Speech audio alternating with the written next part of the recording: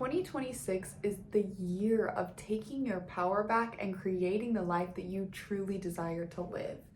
Not doing what you think you should do, but doing what you desire to do, what your authentic truth is asking of you.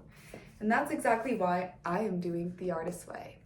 I am on week 4 now. I am a third of the way through, and so many changes have happened in my life. I'm so excited to share what's been going on this week. Let's start with reading my artist prayer that Julia Cameron asked us to create this week. Goddess, Gaia, Universe, I am here to embody your highest truth, to be led by you and guide my people through you. I offer myself to you as a channel. I open myself to your creativity in my life. I surrender to you my old ideas. I welcome your new and more expansive ideas. I trust that you will lead me. I trust that it is safe to follow you. I know you created me and that creativity is your nature and my own. I ask you to unfold my life according to my plan, not my low self-worth. Help me to believe that it's not too late, and that I am not too small or too flawed to be healed by you and made whole. Help me to love others, to nurture others' unfolding, to encourage others' growth and understand others' fears. Help me know I am not alone, that I am loved and lovable. Help me create as an act of worship to you. Honestly, my biggest takeaway from this week is I really want to guide others into their own dream life. And I already knew this, it's just finding the right way to do this. And I think the way that I found is by inviting more pleasure and more desire into your life. Because as I said in an earlier episode, my absolute favorite basic principle is when you move to your dreams, you move to divinity.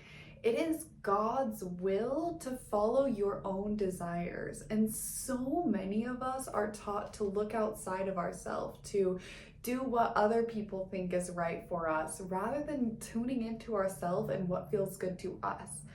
So this week, the biggest culmination of week 4 was I actually created an online community. I completely rebranded my old community and transformed it into a new space where I guide people to tune into their desire, to tune into their pleasure, to explore themselves and find what feels good and live that path. Because it's a 1 year, it's the year to do that. It's the year of self, it's the year of creativity, of exploration, of deciding who you are going to be for the next 9 years. And I don't know about you, but people pleasing and trying to mold myself into uncomfortable situations that do not fit me is not the vibe. And I don't think it's the vibe for you either. So that's why I created this space. It's called Devoted to Desire. Link is in my bio to join. I mean the description box. I forget we're on YouTube sometimes. I would love to have you in that space to help guide, to help teach you, to help give the knowledge that I am learning in my own life to you. It's so incredible, it's so beautiful, it's so powerful. It's my biggest culmination of week 4. So many other things unfolded this week. Let's talk about it. In the week 4 reading, Julia Cameron talks about something called a Crea, which is a point of transformation, a big dramatic shakeup and change. It could look like a giant release or a sickness or everything falling apart, like a tower moment in the tarot. And the funny thing is, I actually did go through this. If you remember, right after week 1 and week 2, I was sick the entire week and even into the week after that. And this was my Crea. I didn't know it at the time, but I was bedridden, unable to do anything.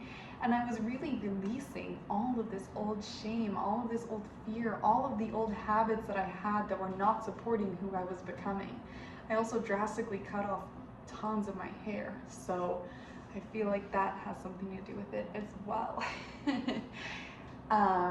She also talks about how in change, sometimes you don't realize that you are actually changing. You don't see that happening.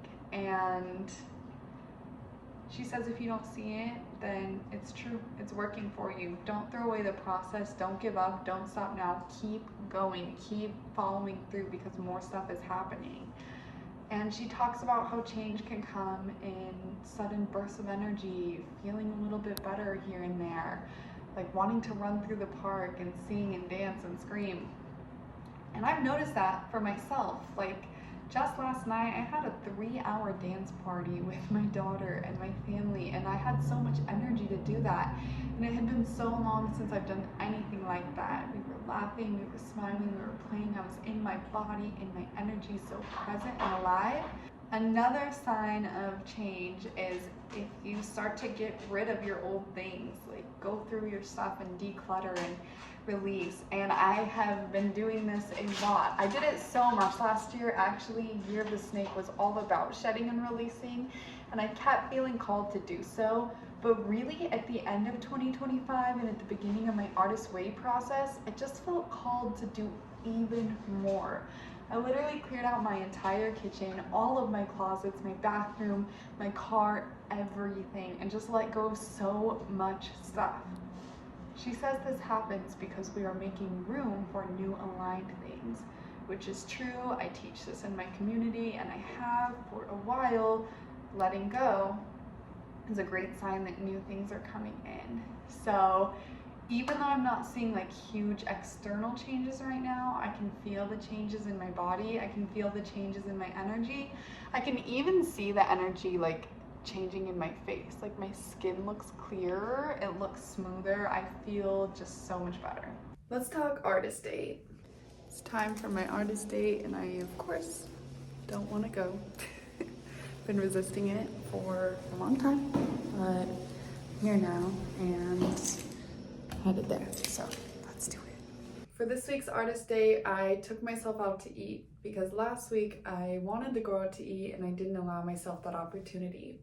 So I went to a really nice place near my home that I have been wanting to try since I moved here, and I just haven't given myself the chance to go.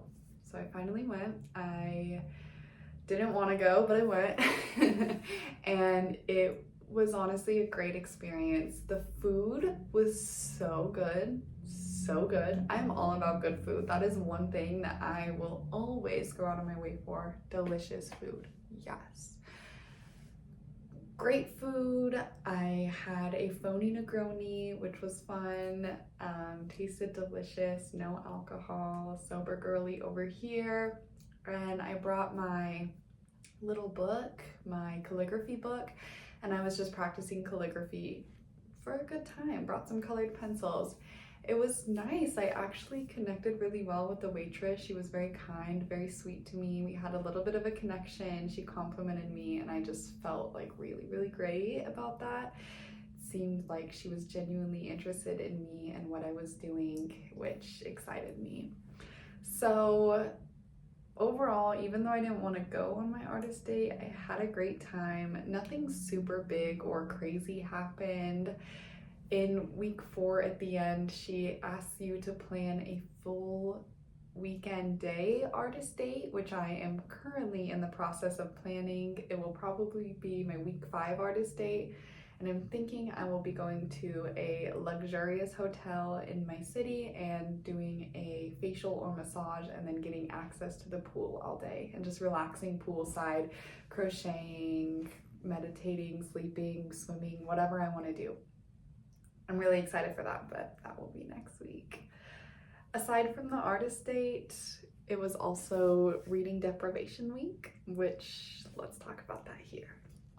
Week 4 is reading deprivation week, meaning no books. I extended this to no podcasts, no YouTube videos, no audiobooks, just because these are things that I do as well as read. And it's been a lot harder than I thought it would be, to be honest. I cannot tell you how many times I've had free space and been like, oh, I want to crack open this new book that's on my shelf that I've been waiting to read, or oh, I want to tap into maybe read a romance novel. It's been a while and that's something I want to indulge in. And I didn't realize that these would be thoughts and feelings that come up when, of course, I cannot read. But the flip side, the amazing side of it has been that I have been able to tune into my own thoughts and my own energy so much deeper rather than letting other people's thoughts and words fill my head. I've been spending the mornings just free writing after my morning pages for 20 to 30 minutes, and it's been freaking great. I've been able to reflect on things in my life. I've been taking naps and meditating rather than sitting down with a book, and creating and playing with my daughter and just feeling so much more engaged in my own world.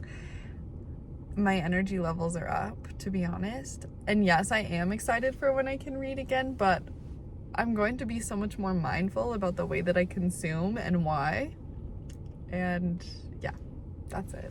The tasks for week 4 are fun and honestly super simple. She talks a lot about getting rid of old things, which we talked about earlier in the video, and decluttering your closet.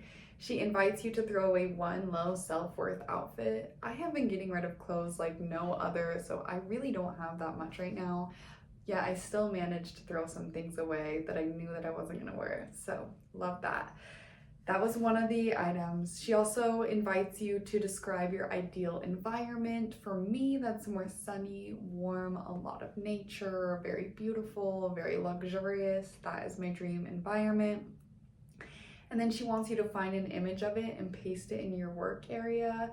My entire wall that is behind you is actually a whole vision board, so I feel really good about that. I didn't feel like I had to add anything extra because there are many photos of the environment that I desire to live in here. She invites you to describe yourself at 80, talk about what you did after 50 that you enjoyed, and then write a letter to yourself from that age. And it turns out that what I realized is I have so much time. I don't need to rush. I just need to really indulge in each present moment and be there fully, following what lights me up, following what feels good, and leaning into how blessed I am to be here, how blessed I am to have my entire life ahead of me, which was a very, very beautiful reminder. She asks you to remember yourself at 8 and talk about what you like to do. For me, I love to put on entire productions, entire shows. I was always the leader. I was the oldest of 6 kids, and I would always lead everybody. I would play school and be the teacher. I would create these elaborate schedules and curriculums, which is so funny because that's what I do now. I still teach online, and teaching just feels so natural to me. It's something I've always loved doing and something that just really vibes with who I am. The putting on productions and dance shows is really fun too. I'm still a dancer, so it feels good to be living in that. I am also my own boss, so I pretty much produce my entire life, which is cool. And I also just like to play, and that's something I really need to keep consciously bringing into my current life and not forget about it. She asks you to review your growth from the original life pie that we created with the 6 circles. And mine surprisingly got bigger. It's only been 2 weeks, but I felt so much growth and transformation just in this week alone. I really feel like an entirely different person. So mine has grown a lot. It's amazing, and I feel really thankful for that. And then she just talks about having one situation in your life that you should change, but you haven't yet. And for me, that is putting my phone away as soon as my daughter comes home from school and just spending at least 30 minutes of full quality playtime with her. I don't know why this is so hard for me. I get so wrapped up in like what I have to do, and I forget to play presently with her sometimes. And I really want to make it a habit to put my phone away and just be totally immersed in her world. So that's my tiny change. This will be my first day doing that. So I'll have to bring it back to you next week and tell you how it is. That's my week 4 reflection. I'm so excited for what week 5 holds. I love you, I love you, I love you. Thank you for being here with me on this journey. I'll see you so soon.